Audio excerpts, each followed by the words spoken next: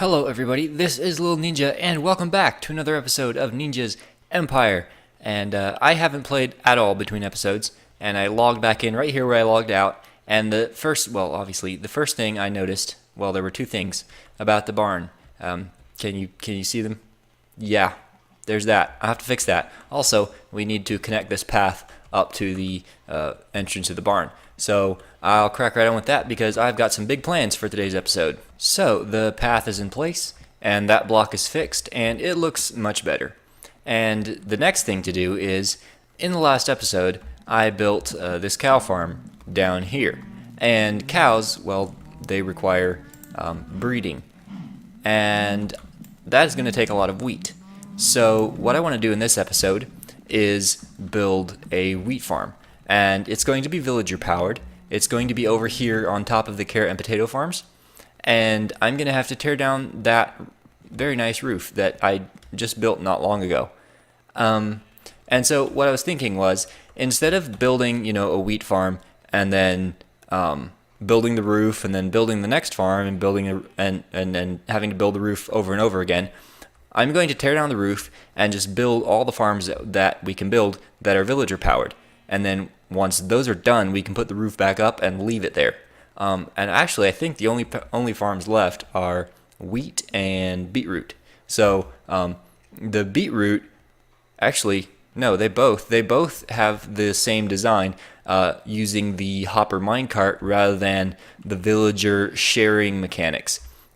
So yeah, I'm gonna go up there and tear down that whole roof, and then we'll start work on the wheat farm. So I just started taking down this roof, and I realized something. That is incredibly slow, and we are definitely past the Iron Age now. So what I'm going to do before I start any work is go get a diamond not a pickaxe, just a regular axe, a diamond axe, and do an enchanting session and get, a mending, unbreaking 3, efficiency 5 axe, so that when we work with wood, like on this building and on this building, obviously that will speed up my work quite a bit, because you have no idea how much time I spent on this building chopping down trees with iron axes. It was actually pretty pathetic. So I'm going to go straight away and get myself a good iron axe. And that's not good. Why was that gate left open? Are my villagers okay? Yes. But unfortunately, that gate was left open before, apparently. And from what I can tell, a zombie got in here and killed these 3 villagers, which were my best librarians. There was a mending one, looting 3, I think. I don't even remember. They were good librarians, all 3 of them. And I came in here one day and they were gone. So I'm going to have to sort through some more villagers until I find another mending librarian. You get out of here, nitwit. I am out of new villagers, and I have had no luck with good librarians. And so basically, while I'm waiting for the babies down there to grow up and come up here, I am just trading repeatedly for emeralds. And I've got a good few so far. I'm trading pumpkins, but man, these farms are doing just incredibly well. The potatoes and carrots are already backed up, just like all the way. And the pumpkins, not so great, but obviously you expect pumpkins to be quite a bit slower. And here's the thing, wheat, even though you can trade wheat, I am not going to bring it over here. I'm going to store it in the barn instead, because, come on, wheat in a barn. And, well, also wheat is considerably more expensive than either carrots or potatoes. And definitely more than pumpkins. So there's not really any point, if you already have carrots and potatoes and pumpkins to trade, there's not really any point in trading wheat. So I'm going to store the wheat and probably the beetroots, even though we probably will never ever use beetroots. I just like to have them just because, it's a cool farm. And we'll probably store those as well in the barn. So that we can make a nice, a storage area upstairs, and use some of that area up top. But I'm just going to keep trading with these guys until hopefully I get a mending villager. If I don't get a mending villager in an hour or so, I might have to make an axe, like with unbreaking efficiency 5 or whatever, and then just put the mending on later, because honestly, I'm going to run out of time if I wait around forever for a mending villager. So I'm going to keep trading and hope for the best. So I've been trading for a while, and the villagers are starting to come through now. And this happens sometimes. They just don't go, so you have to bump a little bit. But I got quite a few emeralds, and I did some trading with this toolsmith or weaponsmith here, and he has an Unbreaking 2 diamond axe. So if we get 2 of those, that is our Unbreaking 3. And now we just have to find 2 librarians. One with efficiency, I'd go with either 4 or 5, and then one with mending. This could be a real trick. I'm taking a bit of a different approach now. I'm going through the trades and, well, trying to unlock the the last trades, because librarians will trade an enchanted book on the beginning set of trades, and then you have to go through a set of 2 other sets of trades, I think, and then at the end there's 2 more enchanted books. So I do like this, basically.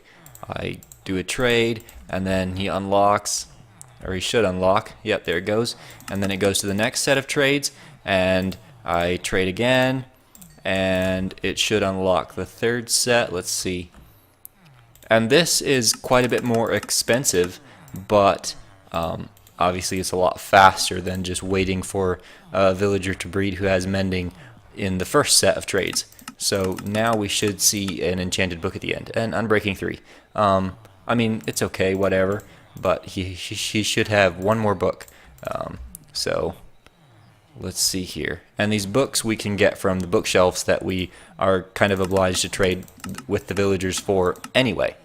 Lure 1, pathetic. Okay, next librarian. Guys, never ever bother about a librarian's final trades, because barring 1 Respiration 3, all the trades were completely rubbish.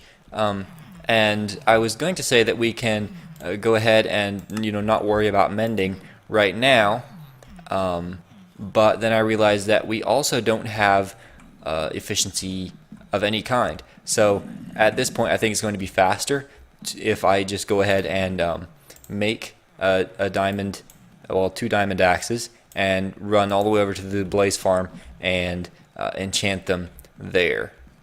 Because yeah, this trading thing, it's a good idea, but sometimes you just out of luck. So yeah, I'm gonna run into the nether over to the blaze farm and hopefully get efficiency 5 on these axes. Alright, we have 30 levels, and please be efficiency 4. Yes, efficiency 4 on Breaking 3. Right, if we can just get 1 more efficiency 4, perfect. Alright, so I've just got to take my levels back up to 30, and then we should be good to go. So we are back in the overworld at last with an efficiency 5 Unbreaking 3 pickaxe, or not pickaxe, just axe. Just an axe. But it also got Fortune 3 on it. I have no idea what you would use that for. I mean, I guess if you were doing like manual crop harvesting, or yeah, I don't know. So now we can finally get on to what I've been wanting to do this whole time, which is take down that roof. Right, so now the roof is out of the way, and we can get on with business. So we've got to build a layer at this height, and then we put minecart rail on top of the entire area underneath the farm, and do an unloading system. I'll use the same one probably that I used down in the slime farm, and then above the minecart with the hopper in it, we build another layer, and that will be the farm where the wheat grows. And the reason for this is because in the farms with the carrots and potatoes, we can use the villager sharing mechanics, because all that they ever produce is carrots and potatoes. But in a wheat farm or a beetroot farm, they produce a crop and a seed. And in wheat, you get, well, the villager makes bread and then shares the bread sometimes, and so you get wheat and seeds and bread. So that's not very useful. So in this case, what we'll do is just have a single villager in there all by himself, and he'll go around and harvest the wheat. And villagers have 8 slots in their inventory.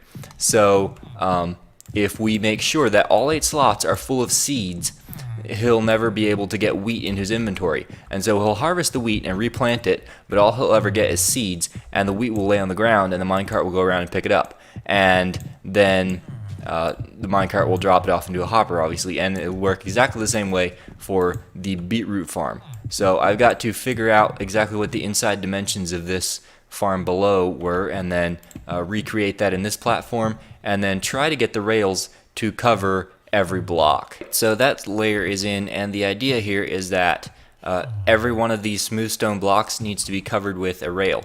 But fortunately, I made this wall here too thick, so what I can do is knock out this corner and go every other, so like here, and then like that, and then go on up through here, and let's see, like that, except that won't work. That'll have to, no wait, yes it will. So then this is unpowered rail, something like that. Anyway, so yeah, now I've got to cover up the whole floor like this with rail, and hopefully I have enough, and we'll have to make another trip to the Mesa for gold mining. But and then after that we'll make sure the minecart can cover the entire thing in under 5 minutes so that we don't have wheat despawning, and then we put the layer of farmland 1 block above this. So I crafted every last bit of gold that I had into powered rails, and this is it. And even if I split this up, with like unpowered rails in the middle and then powered rails in the ends, I'm not sure that it would be enough for this floor. And besides, it would slow the minecart down, and I want maximum speed, and it definitely wouldn't be enough for the second floor with beetroots. So we're going to have to go get more gold. And ordinarily I would go to the Mesa, but you know what? Mining is for the birds. There's a better way to get gold, and so I think that I'm going to go get ready for a fairly big project in the nether. We're going to have a bit of a change of pace here, and we're going to have to put off the wheat farm for a little while. So I'm going to have to go collect a bunch of gears, a couple gear, not gears, just gear, a couple mine carts and some obsidian and stuff like that, and we're going to go work on a massive project in the nether on the roof. So I got all ready, and we're up here at the bedrock in the nether above my portal, and I am looking for a space like as high as that hole, but it needs to be too wide so that we can get up into it. And so like for example, we'd put a block there, and then our minecart goes on top of that block, so that what happens is, see, this bedrock right here is only 1 thick. So if you put a minecart directly under it and get into it and then get out and jump, it puts our head above the ceiling, which means that if we put a second minecart on the top of the ceiling, then we can get out onto the ceiling. So like, I mean, this spot would work, except we could put our minecart in there, but then we couldn't get in. So I need a spot like this, but too wide. And so I've just been digging around here, finding one, and then I'll show you how it works. I found one, and I'm gonna try to do this on camera. So get in the minecart, come on, and then shift, jump, place the rail, and then place the minecart, and then bingo. We are on the roof of the nether, guys. Right, now we have to put that thing back. So let's see here. We need a slab, and we need to set it there so that it doesn't ever move, so that the next time we get up here, it's still there, and we don't have to, look around for it and suffocate meanwhile. So now what I've got to do is hook up a portal in the same coordinates that my other overworld portal is in, and that way we can go through the portal when we're up here to get back home. And unfortunately, you can't link a nether from the overworld onto the, you can't link a portal from the overworld onto the nether roof, but you can link one from the roof to the overworld. So it'll be a one-way portal. So every time we come up here, we have to use the minecarts, but when we go back, we can use a portal. So I'm going to set up the portal, and then we're going to start stacking up so that we are well out of spawn range from anything under here. So the first thing we have to do is to go all the way up to the build limit at Y255, I think it is, or 256. And I don't have enough ladders for that. So before we even get started, we're going to have to go back home. And it is important to have to remember to slab literally everything I place down, because mobs can't spawn on bedrock, and so anything I place up here, once I start getting up in the sky, out of the spawning limit of anything down below, stuff is going to spawn on. So I have to cover everything that I don't want stuff to spawn on as soon as I place it, basically. So let's see if this links up to the portal back home. And yes, it does. Perfect. Right. So I just need a few more ladders. So here we are at the build limit. And as you can see, for those of you who didn't know or didn't catch on yet, we are going to build an AFK gold / XP farm. So this is the center point, and then the spawning platforms for the pigmen start out at the edges of those spokes. So now I've got to go down and build a ladder down under me, and then grab a whole bunch of materials, and the first thing I've got to do is build a huge roof on this thing so that no ghasts spawn above it while we're building it and shoot at us, because that would just be disastrous.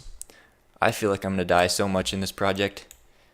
How do you even do this? This is a real trick. Okay, well, this is going to take forever. There's a real shocker. I fell from a high place. Who would have guessed? 2, 3, 4, 5, 6. Perfect. Right. So I did the outer and inner circles, and now the area in between that circle and this circle, all the way around, has to be half-slabbed. What is it with me and roofs? I declare I cannot get away from them. I had to run back to the overworld to resupply, and an inventory and a half full of stone later, I am done. I mean, it doesn't look like that big of a circle, but this thing is huge. And now I just have to repeat this exact pattern 3 more times. One here, and down there, and there. And on the bottom floor, I'm going to use slabs, but on the middle 2 floors, I'm going to use full blocks because magma cubes can spawn in a 2.5 high space. Well, the big ones can. And so we want to minimize that as much as possible. So we'll just have the 2 block gap so that more pigmen and less magma cubes will spawn. Right. So yeah, I've got to repeat this entire donut 3 more times down through there. And wish me luck. I haven't fallen off yet. Except for that incident on the ladder. We won't talk about that. Oh boy. It may not have been such a good idea to build the bottom floor first, because there's enough space up in there for a gas to spawn. And I'm gonna die. Nope, not today.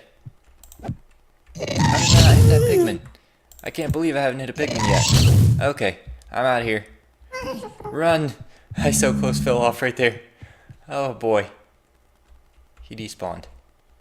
Okay. Phew. Right. Bad idea. Very bad idea.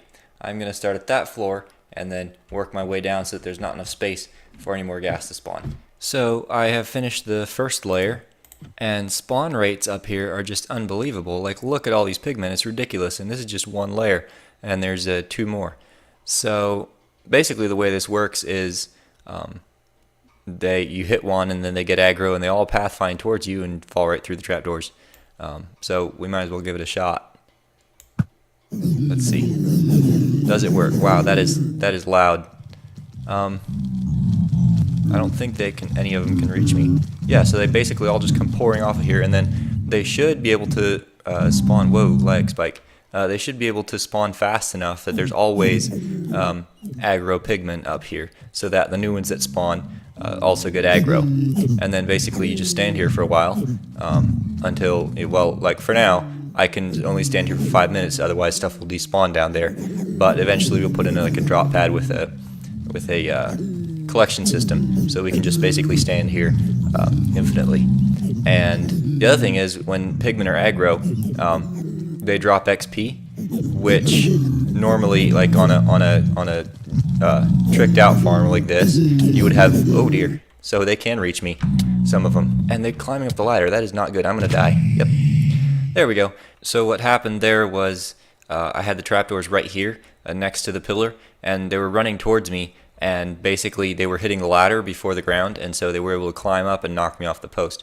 And I've just changed it, moved them out a little bit to hopefully combat that, so we might as well give it another go. But yeah, like even after I died, I went back there and there was so much XP on the ground. I got 25 levels. But yeah, this thing's working fantastic. And the other cool thing is, if you want to reset it to go fix something, the ground is far enough away that you go down there and the ones up here will despawn, and then you can come back up and they won't be aggro, and you can go in there and fix whatever you need to fix. So I just stood up there for probably 30 seconds and look at all the drops we're getting. It's unbelievable, and I can't even imagine what it's going to be like after we get the 2 more floors in. But this is a ton of gold. I don't have room for it in my inventory. Yeah, and like all this XP, that blaze farm is just rubbish.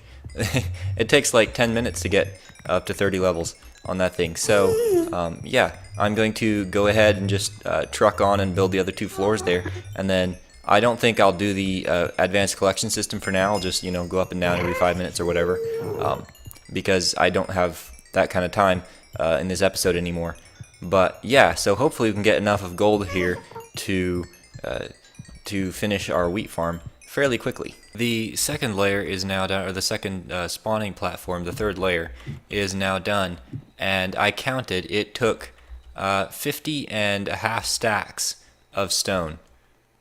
So you do the math. That is a lot of spawning space, and then I have 1 more platform to build under that, and I'm going to do it out of half slabs. So I got to go down and craft a bunch. All the platforms are in place, and it's running. I did notice a problem though. When we are climbing up the ladder, stuff could have spawned here, and so I turned those all into bottom half slabs, because if, say, a pigman spawns up there and we climb up here and don't see him and turn the farm on, he could drop right on our heads and do some real damage. And I mean, obviously there's a few other things we can do yet, like shoot to, or drop shoot with landing pads and hoppers and stuff to catch all the drops, and you know, a bouncer to throw the XP back up here so that we don't have to go down and collect it every 5 minutes. But I'm all out of time for today. So I hope you enjoyed it. Leave a like if you did, and I will see you in the next one.